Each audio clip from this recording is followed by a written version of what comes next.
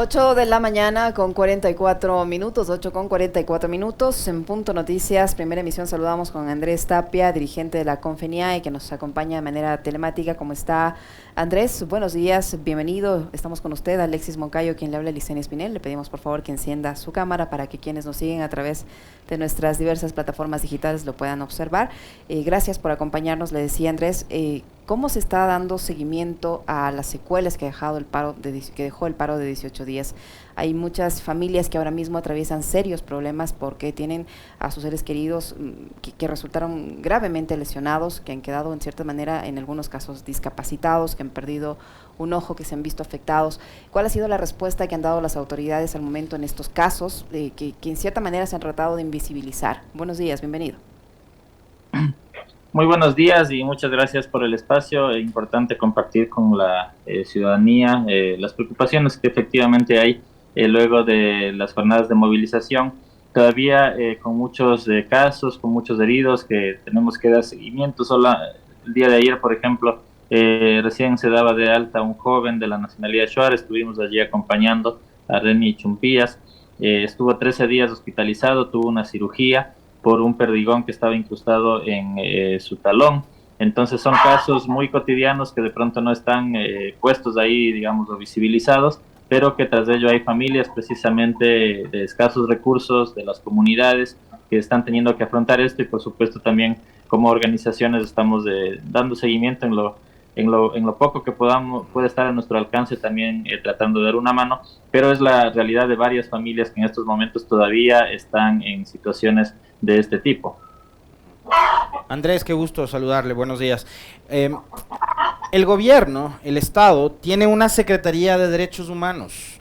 ¿Esta Secretaría ha tomado contacto con ustedes? ¿Ustedes han podido conversar con la secretaria o, digamos, no ha habido ningún tipo de acercamiento ni de pronunciamiento por parte de autoridades del Estado? Bueno, la verdad no ha habido ningún tipo de acercamiento en este ámbito. Es un tema que se ha dado de una manera bastante vertiginosa, es decir, luego del paro y con todo lo que ha sido el proceso de instalación de mesas técnicas, de pronto las expectativas se han concentrado desde el Ejecutivo más en ello. Y nosotros estamos también allí con el seguimiento respectivo, pero precisamente situaciones como de las vulneraciones a los manifestantes, de las consecuencias que esto ha generado para sus familias, precisamente es un tema que no, al menos no hay hasta el momento un nivel de coordinación, más bien desde nuestros propios esfuerzos estamos dando seguimiento, estamos en contacto con las familias y como digo, sí es una realidad preocupante porque hay personas de escasos recursos de las comunidades, pues es bastante complejo para ellos el mismo hecho de estar en la ciudad, así sea una ciudad acá en la Amazonía. Ellos provienen de las comunidades, pues y lógicamente no cuentan con los recursos del caso. Lo único que tienen más a la mano, digamos, es las organizaciones, pues y desde allí estamos nosotros tratando de apoyar en lo más que podamos. Andrés, ¿tienen ya cifras de cuántas personas resultaron heridas y de las comunidades que se encuentran ahora atravesando por estas situaciones lamentables? ¿Cuántas personas exactamente hay? Porque del lado de las autoridades se ha hecho énfasis en el personal de seguridad que resultó lesionado, pero no se dice mayor cosa del otro lado. Bueno, durante el transcurso de las movilizaciones se logró detectar cerca de 400 heridos, un poco más incluso ya en términos generales. Afortunadamente la mayoría de los casos fueron heridas que no trascendieron, no fueron heridas durante el momento de la represión, digamos, ¿no es cierto? La mayoría por asfixias, obviamente golpes, también impactos de perdigones o de bombas lacrimógenas, de accesorios eh, de, de dispersión que se dieron, pero que no llegaron a complicarse más allá. Podríamos decir que menos de 100 de los casos lograron tener un nivel de complejidad mayor, pero estamos dando seguimiento porque dar seguimiento a todos los casos absolutamente es bastante complejo, pero estamos dando seguimiento a los casos que tuvieron que ya ser intervenidos por cirugía. El caso que mencionaba, por ejemplo, estuvo 13 días hospitalizado. Hay todavía un joven de la nacionalidad Shuar, por ejemplo, que también está hospitalizado y ya pasó del pronóstico reservado, está ya estable, pero tendrá todavía varias semanas más en el hospital. En Quito también hay personas vinculadas a los sectores sociales, que incluso la CONAI ha activado una campaña de donaciones para que se pueda directamente apoyar a estas personas. Hay familiares de personas que fallecieron, de 6 personas que fallecieron, uno de ellos es de acá de la provincia de Pastaza. Entonces el día jueves, por ejemplo, se está haciendo la misa al conmemorarse el primer mes de su fallecimiento, y de alguna manera es gente de las comunidades que de igual manera no goza de sus recursos, entonces requieren de esa ayuda. Entonces hay casos como bastante puntuales en los cuales tenemos que enfocarnos por la urgencia del caso, pero en términos generales ese fue el saldo que dejó el tema de la represión. Lo mismo en cantidad de detenidos, fue bastante alta, y en procesos judiciales iniciados, que es igual, supera los 400 indagaciones previas que se han establecido. Bueno, ese es otro tema que me adelanto también a señalar. Andrés, tienen que hacer colectas, tienen que recaudar fondos para poder atender a las víctimas y a las familias, y todo eso se contrasta con el relato que a diario el gobierno y el propio presidente Lasso han tratado de imponer a través de sus discursos, a través de incluso los grandes medios de comunicación, que detrás de la movilización de junio del 2022 hubo financiamiento del narcotráfico. ¿Cómo ha sido además asumido esto en el territorio? Ya ustedes reunidos habrán tenido quizás oportunidad de procesar lo que es la respuesta del gobierno con respecto de este tema, y qué es lo que ustedes, digamos, han reflexionado y tienen hoy como respuesta de estas acusaciones que ha hecho el presidente. Sí, efectivamente, tras las declaraciones que se ha dado, ha habido una intención desde el presidente, desde el gobierno, de desviar la atención de la real proporción de la movilización, pero también la real proporción del apoyo que tuvo la movilización.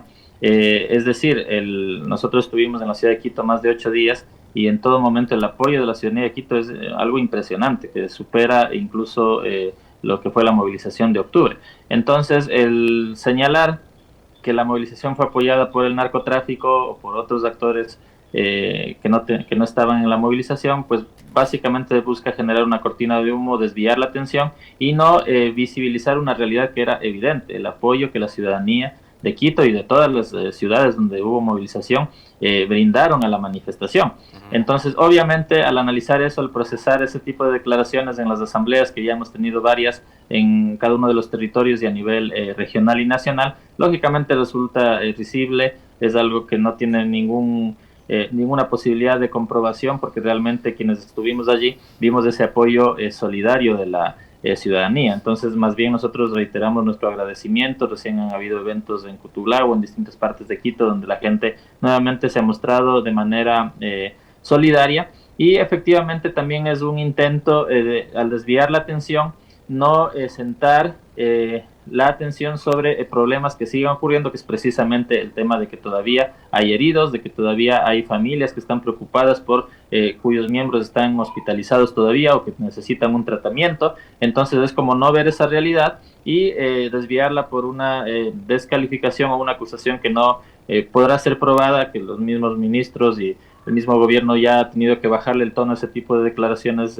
completamente descabelladas. Y también estos intentos, por ejemplo, de solo mencionar la otra parte, digamos, ¿no? Con esta donación del sueldo, por ejemplo, a la familia del militar fallecido, es al mismo tiempo no reconocer que hay 6 familias, 6 fallecidos, lamentablemente, y que de igual manera se necesita un abordaje integral al tema. Entonces no podemos personalizar los problemas y decir solamente desde la perspectiva del Estado esto está sucediendo, sino que debemos visualizar el problema en su conjunto, y lamentablemente eso hasta el momento no está ocurriendo. Respecto al tema de los detenidos, Andrés, ¿cuántas personas están detenidas y cuántas han podido ser liberadas? ¿Y cómo se está financiando la defensa en estos procesos?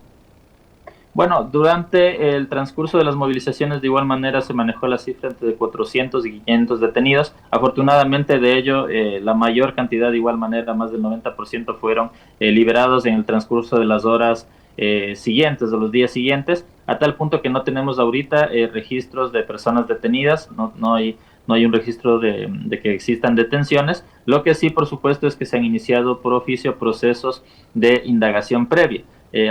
Superan ya los 400 procesos de indagación previa. No quiere decir que todos esos se van a convertir en instrucciones fiscales. Aproximadamente el 25%, es decir, 100 casos son los que están iniciando instrucción fiscal. Los otros 300 casos estarían en proceso de rendir versión, lo que quiere decir que se llamará a una persona a declarar, pero no quiere decir que necesariamente se lo vaya a procesar. De todas formas, 100 casos de instrucción fiscal no es menor, es una cifra bastante alta. Nosotros aspiramos a que durante el transcurso de las investigaciones muchos de esos casos no van a poder contar con ningún tipo de elemento que permita continuar con la instrucción, pero seguramente van a existir casos en los cuales la justicia fije su atención o que haya la presión política o la intencionalidad incluso desde el gobierno, como el caso de la detención del presidente de la CONAIE, por señalar uno de ellos. Entonces estamos muy atentos al respecto y por supuesto el equipo jurídico del movimiento indígena está activado. Nosotros hemos tenido varias asambleas regionales donde se han integrado otros profesionales del derecho de manera voluntaria o que están articulados a sus respectivas organizaciones haciendo un mismo equipo para lograr abastecerse en la mayor medida de lo posible de esta cantidad de casos que en el momento se cuentan. ¿Cómo asumen también, Andrés, regresando nuevamente a lo que conversábamos hace un momento, el gobierno la semana anterior recibió en el Palacio a la familia del militar que falleció en el enfrentamiento en el Oriente?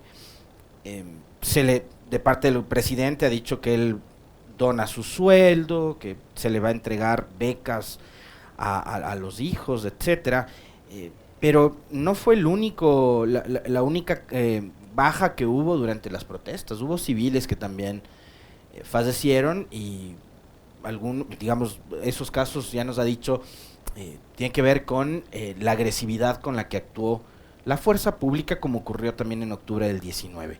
Esos mensajes que envía el gobierno, ¿no? de atender a unos en desmedro de otros, el preocuparse sí de lo que ocurrió con el militar, pero no atender lo que pasó en las calles, donde también hubo fallecidos por efecto de la violencia desde el Estado en contra de los manifestantes. ¿Qué decir de eso? ¿Qué lectura le dan también a aquello? Efectivamente, la responsabilidad del gobierno es mirar el problema de manera integral. Y si hablamos de las víctimas, hay efectivamente un fallecido que fue un militar y en su momento, y se ha expresado también la solidaridad con las familias. Por supuesto, nadie quiere llegar a una situación de ese nivel, pero al mismo tiempo hay 6 personas fallecidas del lado de los manifestantes, en la cual no se está diciendo absolutamente nada. Entonces, no es posible que se aplique un sesgo en ese sentido, en el que incluso haya jugadas mediáticas al respecto, ¿no? Esto de la donación del sueldo, de contar con toda la atención para el caso y al mismo tiempo no decir nada respecto a los otros casos, pues nos parece que es un doble estándar que se está manejando, que realmente es lamentable, porque finalmente aquí hay víctimas, aquí hay familias que continúan esperando una respuesta, pues, y sería un insulto para ellos el no poder topar el tema o al menos tener un compromiso de poder tratar estos casos y dar demostraciones concretas de que efectivamente se busca establecer justicia, reparación para los familiares de las víctimas. Tenemos en el caso, bueno, son 6 personas que fallecieron, pero tenemos casos que incluso Amnistía Nacional emitió un informe sobre la muerte de Byron Watatoka, y es un caso que califica como crimen de Estado, lo señalaba la misma Amnistía Internacional, es decir, es un caso que intentó desviarse la atención, que el mismo ministro del Interior señaló que prácticamente había fallecido por la manipulación de un artefacto. Al día siguiente tuvo que retractarse porque las muestras son evidentes de que fue una agresión directa a pocos metros de distancia en la cual el proyectil se le incrusta en el cráneo. Entonces son cuestiones irrefutables, y el tratar de minimizar ese tipo de hechos pues realmente es primero insultar a sus familiares, y por otro lado es desconocer la magnitud de los sucesos que ocurrieron, desviar la atención, no reconocer la realidad, pues es un error en el cual el gobierno no debe caer, sino que hay que precisamente investigar los casos y poder resarcir a las familias de los fallecidos. Muchísimas gracias, Andrés, por habernos contado las secuelas que todavía se viven del paro nacional en el caso de las comunidades. Muy amable, muchísimas gracias. Muy gentil, Andrés.